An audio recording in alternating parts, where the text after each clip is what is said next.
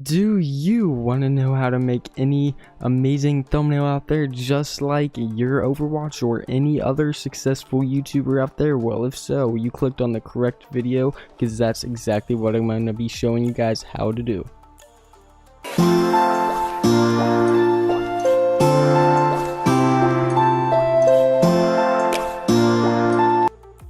Okay guys, so this is the exact thumbnail I will be showing you guys how to make in this video. So what you guys want to do when you're starting this out is go to File, and you're going to want to create a new canvas. So the new canvas is going to be a custom canvas, and you're going to want it to be pixels. So the pixels, make sure it's 1280 by 720. That is very important. Make sure it's 1280 by 720, and make sure the resolution is 720 ppi. That is very important to have. So after you have that, just hit create, and if these aren't your settings, just copy them down. So once you have this blank canvas, we are going to want to hop over to Google Chrome. So guys, once you have the canvas made and you hop onto Google Chrome, what you want to do is just search up any background photo for your Photoshop. So what I looked up was a Hanamura photo from Overwatch itself, and these are the things I found. And you want to make sure that it is 1280 by 720. It doesn't have to be, but I recommend it to be that. So what you can do is actually go to the exact input of the image and type that in. Now once you have that typed in, you can just hit go, and it will show every single image of that background or thing you searched up that is in that resolution. Now once you have that, you're also going to want to go get a avatar or just a PNG or transparent image of a character from the game, a gun from the game, or something. You don't have to have this one, but I usually put this in all my thumbnails. So for this one, we're obviously looking up D.Va, and you just want to do the same thing, just something different. You're going to want to go to the color option, and then you want to go to transparent, and then it shows all the transparent photos of that character if you look it up. And now we're going to head right back into Photoshop. But one thing first, once you click on the image, you can just straight up right click on it and copy the image or save the image. Okay, so guys, once you guys are done on Google Chrome finding your background image and your overlay image, which is the character, first thing you can do after copying the image is you can go directly back into Photoshop and just hit simple controls on Windows. It's Control V, and it will literally just copy the image straight into Photoshop. I don't know what that is on Mac, sorry for those Mac users out there.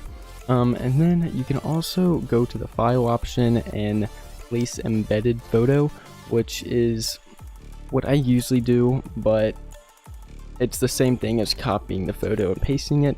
It will just bring you up to your files, your downloads, and then you just double click on the image and it will be placed into here. Alright guys, so once you have the photo in Photoshop and everything else set up, what you're going to want to do to actually get this thumbnail started off and make it looking amazingly popping, what you're going to want to do is first you're going to want to bring in your actual PNG image that you brought in or copied. So I'm just going to go to my place embedded image so I can show you what this way looks like too. So what you're going to want to do is just click on it. Let's go with D.Va palette or whatever this one's called. It's one I found offline. You are going to need to resize it, and which you can resize it without changing the dimensions by doing Shift or Alt, and that will keep it not like getting wider, taller. It will keep it the same ratio. So I'm just going to hold Alt and drag it, which keeps it the same ratio, and then maybe that was a little too big. Yeah, that's a perfect size, that one. So once we have that made, what we're going to want to do is, so this is my favorite part of making videos like this or making thumbnails like this, is just, yeah, you'll see. So you're going to want to go to blending options, alright? So once you're at blending options, you're going to want to go to drop shadow, In the drop shadow, let's not do that one. Go to this drop shadow. You won't have two. I have two because I hit the plus button a few like thumbnails ago. So what you want to do after you're in drop shadow, you're going to want to make the opacity 100%, and then the distance, keep that at 5, make it 0, whatever you want. And then the spread and the size, that's going to be important. For the size, you see it either can be a solid black line, or it can just be like faded. I like it to be a little faded, so I like keeping it like this. And then the spread is going to be bumped up to maybe to 20.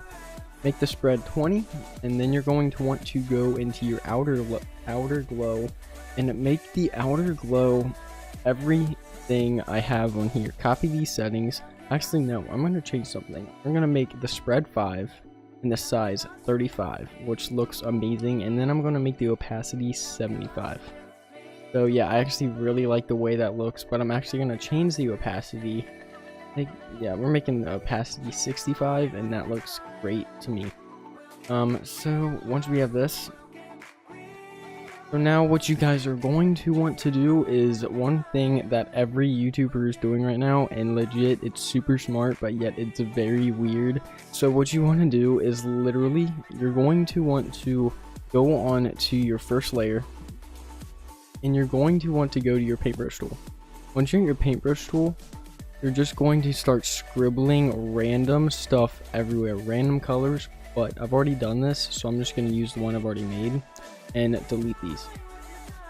So let's actually move that layer down that I did that on, and then this is what it's going to look like. But let's not get to that part yet.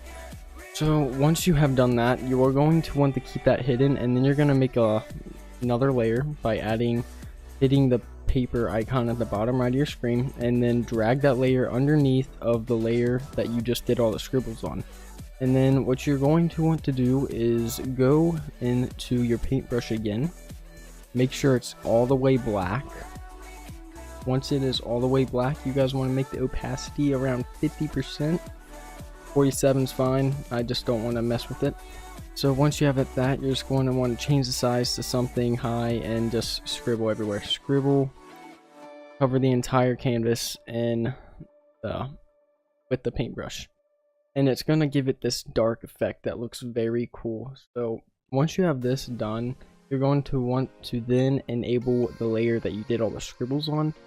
And you're going to want to enable that. And then when you guys originally do this, it's going to look like this. It's just going to look like this.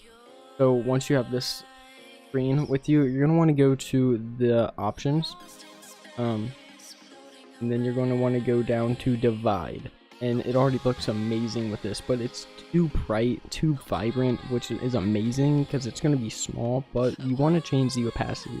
So my recommended opacity is make it 60%. That's an amazing opacity, and it already looks great. Now one thing I am going to do is let's go back into the Diva real quick, blending options. So we're going to turn down the outer glow, change the size of it. Yeah, I like that. So now we're going to get into making the bottom right corner piece of the thumbnail. So first what you need to do is make a brand new layer. After you make that brand new layer, guys, you're going to want to go to the rectangle tool. With that rectangle tool, you just want to stretch it out, make a rectangle. That's why it's called a rectangle tool, obviously. And then you want to right click on the rectangle in the layers area, and then you're going to want to rasterize the layer. So you have to rasterize it, because if you don't rasterize it, you can't add the gradient effect by using the gradient tool.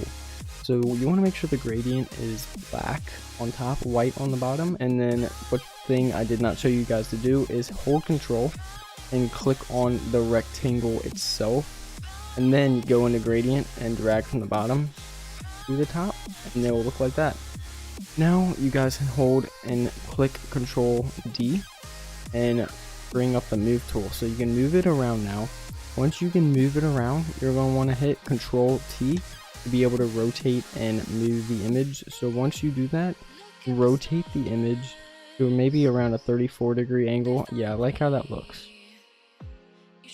So once you have that done, we're gonna be getting into adding our logo now. So one thing I did do with my old one that I made similar to this was I added the Overwatch logo down here, which was also a nice touch if you don't have a logo. So yeah, so what you want to do with this logo is let me resize it.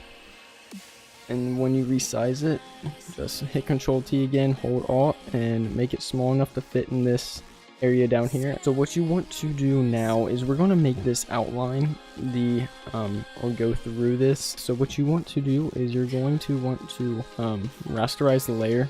So you're going to want to hit rectangle and then Control and click the logo U, and then click on the logo, delete. And once you hit delete, then you'll be able to see it right there. Control D, and as easy as that. So now we're gonna get into adding our text. To start off with adding the text, what you want to do, make a new layer, and once you have that new layer made, you're going to want to go to the text tool. Go to the text tool and just type something out. I am going to be using the Big Noodle titling font, which is my favorite font to use for thumbnails. So what we're going to do simply for this is just type in thumbnail, and then you're going to want to just hit Control, and once you're holding Control, you can drag it to make it as big as you want. It's way easier than just manually changing the size with the pixels. So that's what I like to do, and it's way more helpful to me. So now what you guys want to do is copy this layer by hitting Control J, and it will copy the thumbnail text. And what you want to do is just hold Control or hit Control and then hit T, and you can push down on the arrow keys to move the wording downwards, which is my personal favorite way of doing stuff because it keeps stuff centered and everything also stays looking nice and it's just not freely scratched on. Just move to the left a little bit to get it perfect, and yeah, I say that's a fairly perfect looking. So now you do notice that they are the exact same text. There has to be a way to fix that. Well, there is. It's magic. Hit the text tool again, highlight, delete, and just type in the other word. So now we're going to just go back to the move tool, Control T, and hold right on the arrow keys on your keyboard and wait till you get to where you want it to be. I'm just going to say in the middle is perfectly fine. Now once you have this, we are going to add a background square or cut into the image. So we're going to add a detail just like this one. So we're just going to go to the rectangle tool, and what we're going to actually want to do, make a new layer. And once you make that new layer, just make the rectangle as big as you want, as small as you want, it does not matter. And make sure you have it underneath of everything, and you're going to want to change the color of that. So rasterize the layer, and then you want to go to blending options and go to, where is it, invert color or color overlay, and just change the color to something simple. Right now it's pink so you can still see the text. And then now we're going to want to center the word tutorial in the middle of the rectangle. What you want to do with that is you're going to want to click on the rectangle, and then you want to hold Control and then click on tutorial and the layers. And then once you do that, you're going to want to up top over here, let me actually go to the move tool. Yeah, go to the move tool. Once you do that, up top you're going to want to click both the middle sections, then hit Control D. So once you do that, just hit rectangle, hold Control, and then click on the word tutorial, and then just hit delete. And it's probably not going to work for you first time, so what I had to do was hide the layer, and if you hide the word tutorial, it will actually do it for you because it was not working for me at all. So then you can just hit Control D to deselect everything. And now we're getting somewhere, but you guys notice you can't really make out what this says.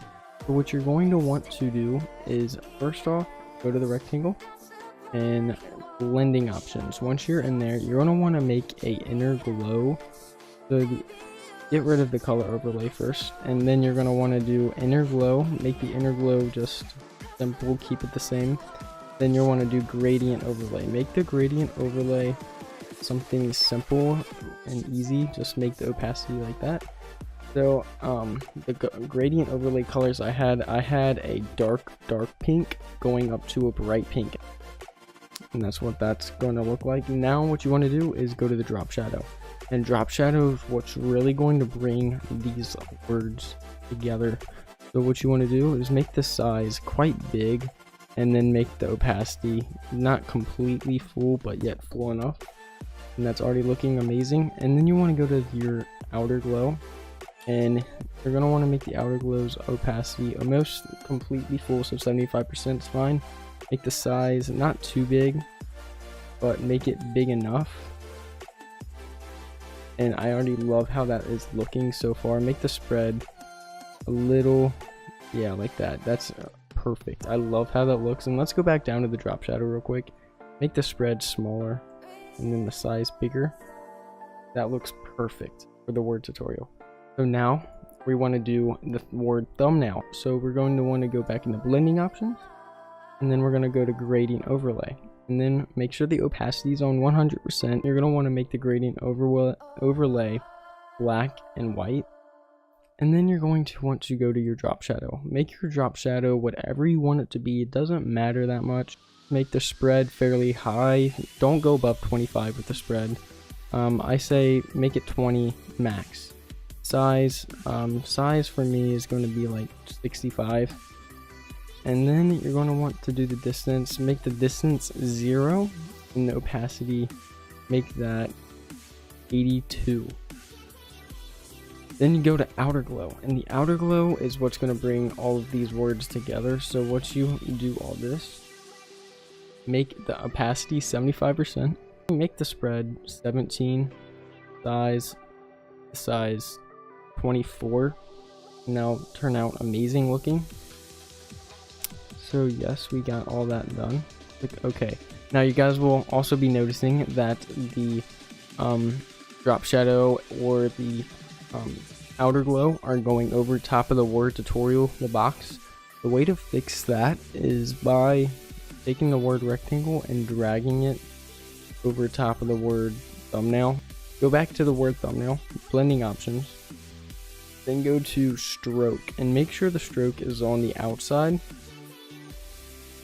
and mess with that. Make the size something different. I think for this I had it on 3. Yeah, I had it on 3, and now you can tell there's a way bigger resemblance to it, and the word right here actually is kind of different. So make sure if it is italicized for you, uncheck uncheck italicized by going to your character over here and then unchecking the I. Now once you have that done, make sure another important thing is make sure the word tutorial is italicized. Now one thing I am going to do real quick is, I know this part got messed up, so take a shaded area that you did at the beginning with the brush that made everything darker, and drag that above the random color layer that you did with all the random colors, and just that will make everything look darker in the background and make everything in the front pop, and that's what this thumbnail will end up looking like. So guys, I think that's going to be the end of this video. So I just want to say thank you guys for watching, and my name is Expired Souls, and I'm out. Peace.